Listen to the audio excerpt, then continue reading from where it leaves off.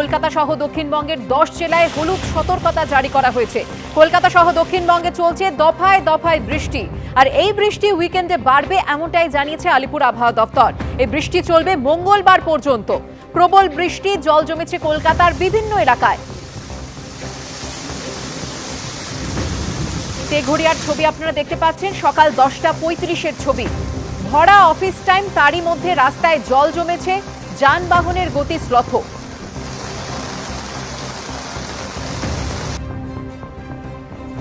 এবং সকাল থেকেই আকাশের মুখ ভার, কালো মেঘ জমেছে আকাশে এবং দফায় দফায় বৃষ্টি হয়েই চলেছে, সেই সঙ্গে বজ্রগর্ভ মেঘ রয়েছে।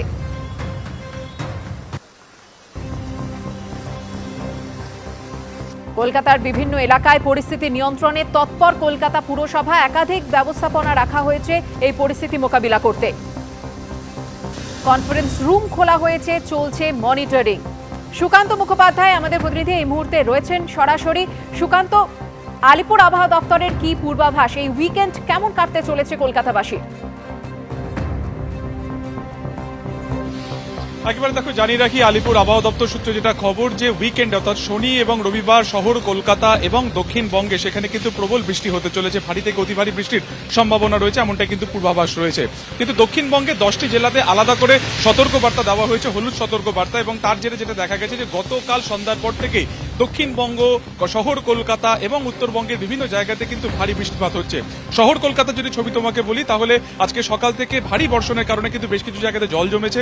আমরা কিছুক্ষণ আগে সেন্ট্রাল এভিনিউ ছবি দেখাচ্ছিলাম, এই মুহূর্তে তোমাকে আমি দেখাবো ঠিক কলেজ স্ট্রিট, সেই কলেজ স্ট্রিটের ছবি এবং সেই কলেজ পাড়ার ছবি। সেখানে কিন্তু ইতিমধ্যে জল জমে গিয়েছে, তবে বেশ কিছু জায়গাতে কিন্তু জল নেমে যাওয়ারও খবর আছে। তার কারণ জল জমার খবর সঙ্গে যাওয়ার সঙ্গে সঙ্গেই এই কন্ট্রোল রুমে পুরসভার তরফ থেকে গাড়ি পাঠানো হচ্ছে এবং সেই গাড়ির মাধ্যমে মেশিন চালিয়ে কিন্তু যত দ্রুত সম্ভব যে সমস্ত জায়গা ইতিমধ্যে জলমগ্ন হয়ে গিয়েছে সেখান থেকে জল নামানোর যে প্রক্রিয়া তা কিন্তু শুরু হয়ে গিয়েছে।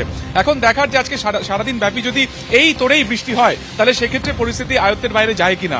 আমরা জানি যে আগামীকাল এবং রবিবার গুরুত্বপূর্ণ কর্মসূচি রয়েছে শহরে, এবং সেই কারণে একটা বড় চ্যালেঞ্জ রয়েছে যে এই বৃষ্টিপাতের যেহেতু পূর্বাভাস রয়েছে, সেখান থেকে দাঁড়িয়ে শহর জলমগ্ন যদি হয়ে যায়, তাহলে সেক্ষেত্রে কত দ্রুত সেখান থেকে জল নামানো যায়, এবং দ্বিতীয়ত হচ্ছে কত দ্রুত পরিবহন যে ব্যবস্থা রয়েছে, যানবাহনের যে পরিস্থিতি রয়েছে, সেটাকে দ্রুত নিয়ন্ত্রণে আনা সম্ভব হয়। ফলত সব মিলিয়ে আজকেও সারা দিন ব্যাপী শহর কলকাতাতে বৃষ্টির সম্ভাবনা রয়েছে। সন্ধ্যার পর থেকে অতি ভারী বৃষ্টির সম্ভাবনা রয়েছে, ঝোড়ো হাওয়া। এবং অন্যদিকে দক্ষিণবঙ্গে যে জেলাগুলো রয়েছে, যে 10টা জেলার কথা তোমাকে বললাম, বাঁকুড়া, পুরুলিয়া, বীরভূম, অন্যদিকে 2 মেদিনীপুর, 2 24 পরগনা, প্রত্যেকটা জায়গাতে কিন্তু আগামী রবিবার পর্যন্ত এই ভারী থেকে অতি ভারী বৃষ্টির সম্ভাবনা রয়েছে। তার মূল কারণ হচ্ছে বিহার থেকে পাঞ্জাবের ওপরে যে নিম্নচাপ অক্ষরেখা তৈরি হয়েছে, তার জেরেই কিন্তু এই বৃষ্টিপাত হচ্ছে।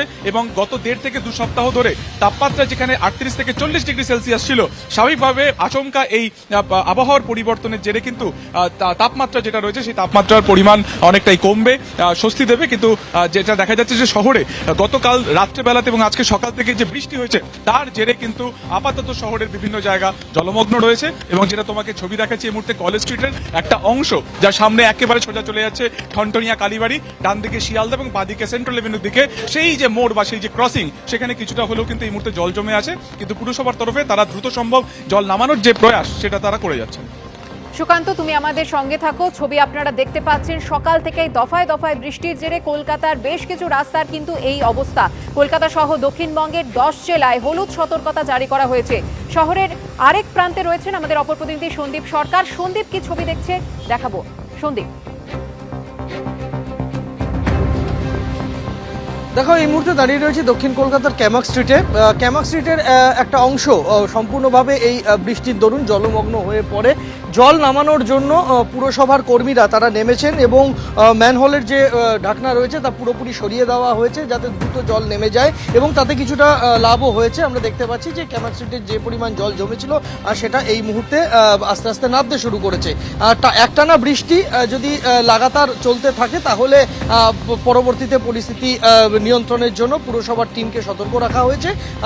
কলকাতার বিভিন্ন জায়গায় টানা ভারী বৃষ্টি কিছুটা সময় ধরে চলার ফলে জলমগ্ন হয়ে পড়েছিল। সেই জল নামানোর প্রক্রিয়া শুরু হয়েছে সব জায়গাতেই। পুরসভার কর্মীদের স্থানীয়ভাবে নামানো হয়েছে কাজে এবং তারা কাজ করছেন। যেখানে জল বেশি হবে সেখানে পাম্প সেট বসানোর নির্দেশ ইতিমধ্যেই দেওয়া হয়ে গিয়েছে, যেটা সুকান্ত বলছিল। আর যেখানে জল তুলনামূলকভাবে নামানোর পরিস্থিতি থাকবে সেখানে ম্যানহোলের ঢাকনা সরিয়ে দিয়ে অন্যান্য পদ্ধতি অবলম্বন করে যাতে দ্রুত জল না জমে থাকতে পারে, জমা জল দ্রুত নেমে যায়, সেই ব্যাপারে উদ্যোগ নিতে বলা হয়েছে। তবে যেহেতু হলুদ সতর্কতা রয়েছে কলকাতা সহ দক্ষিণবঙ্গের একাধিক জেলাতে, তাই কিছুটা চিন্তিত তো বটেই কলকাতা পুরসভা। তার সঙ্গে তুমিও যেটা আগে বললে যে কলকাতায় বড় ইভেন্ট রয়েছে আগামী রবিবার, এবং একেবারে শুধু আজ নয় রবিবার পর্যন্ত বৃষ্টি চলবে এমন পূর্বাভাস রয়েছে। ফলে সব মিলিয়ে যাতে পরিস্থিতি কোনোভাবেই জটিল না হয় এবং কলকাতায় যাতে জল জমার কারণে বহু মানুষ যোগ দিবসে রাস্তায় নামবেন সেই কথাটা মাথায় রেখে সবটা করতে নির্দেশ দেওয়া হয়েছে পুরসভার তরফে, এবং পুরসভার কর্মীরা তারা ইতিমধ্যেই নেমে পড়েছেন কাজে। সন্দীপ, তুমি আমাদের সঙ্গে থাকো।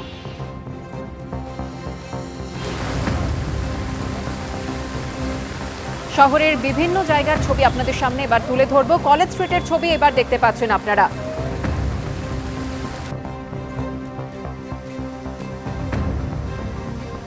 কলকাতা পুরসভায় পরিস্থিতি নিয়ন্ত্রণে রাখতে বেশ কিছু ব্যবস্থা রাখা হয়েছে। কন্ট্রোল রুম খোলা হয়েছে, প্রত্যেক মুহূর্তে মনিটর করা হচ্ছে।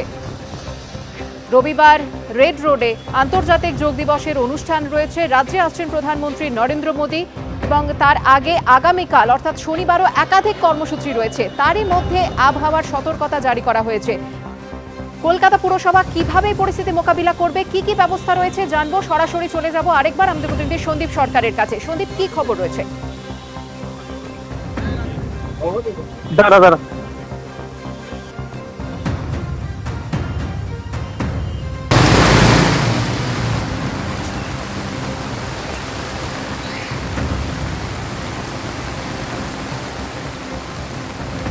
যোগাযোগ করে নিয়েছি আমাদের প্রতিনিধি সন্দীপ সরকারের সঙ্গে। সন্দীপ, কলকাতা পুরসভার তরফ থেকে কি প্রস্তুতি রাখা হয়েছে আন্তর্জাতিক যোগ দিবসের যে অনুষ্ঠান রয়েছে সেই সময় যদি বৃষ্টি হয় পরিস্থিতি মোকাবিলা করতে? আন্তর্জাতিক যোগ দিবসের যে অনুষ্ঠান, মূল অনুষ্ঠান যেটা রেড রোডে হবে তা তো আছেই, তাছাড়াও শহর জুড়ে একাধিক অনুষ্ঠান রয়েছে। ফলে এই বৃষ্টি পরিস্থিতিতে যাতে কোনো রকম সমস্যা না হয় যোগ দিবসে যোগ দিতে যারা আসবেন সাধারণ মানুষ থেকে শুরু করে এখানে যানবাহন চলাচলের যাতে সমস্যা না হয়, রাস্তায় যাতে কোনোভাবে জমা জলের দরুন এখানে গতিবিধিতে সমস্যা না তৈরি হয়, এই সবটা মাথায় রাখতে কলকাতা পুরসভা আজ থেকেই কোমর বেঁধে নামছে তা বলা যায়।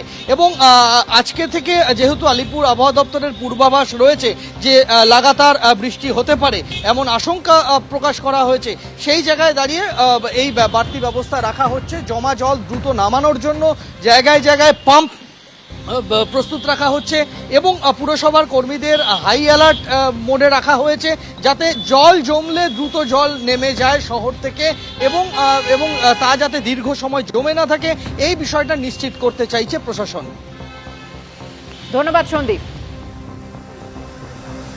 আলিপুর আবহাওয়া দপ্তরের তরফ থেকে কিন্তু জানিয়ে দেওয়া হয়েছে যে উইকেন্ডে বাড়বে বৃষ্টি এবং এই বৃষ্টি চলবে মঙ্গলবার পর্যন্ত।